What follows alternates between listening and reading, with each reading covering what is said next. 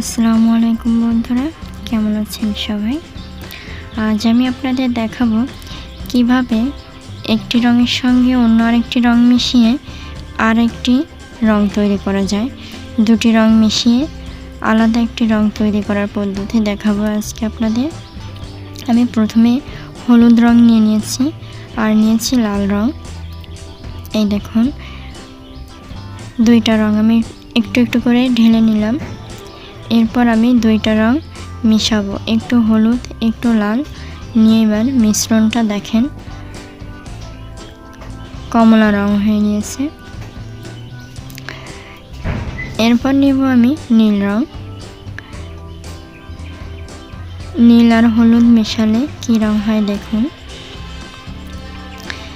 দুইটা রং একসঙ্গে মিশানোর পরে কি হয় দেখেন, হলুদ আর নীল মেশানো হয়ে গেছে সবুজ রং।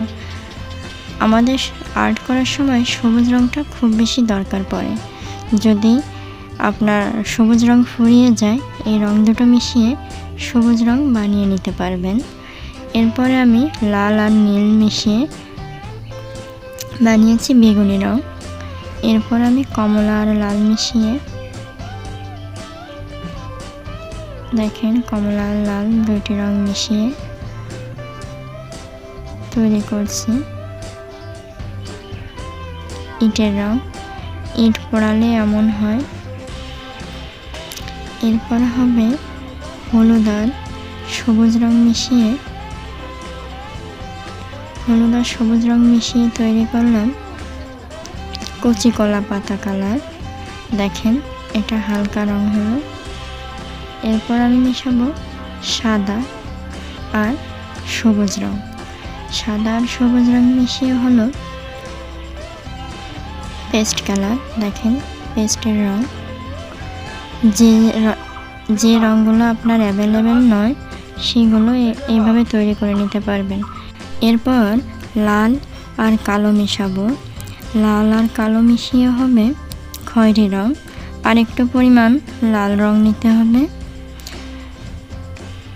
দেখেন এইভাবে নেওয়ার পরে হচ্ছে খয়েরি রং। দেখাচ্ছি আপনাদের, এই যে খয়েরি রং। খয়েরি রং সাধারণত কিনতে পাওয়া যায় না তেমন, এটা আপনি বাড়িতে বানিয়ে নিতে পারবেন। এরপর সবুজ আর কালো, সবুজের পরিমাণটা বেশি হবে আর হালকা কালো দিবেন। দিয়ে এই ডিপ সবুজ রং, যেটাকে আপনারা আবার পিত্তি রঙও বলে থাকেন।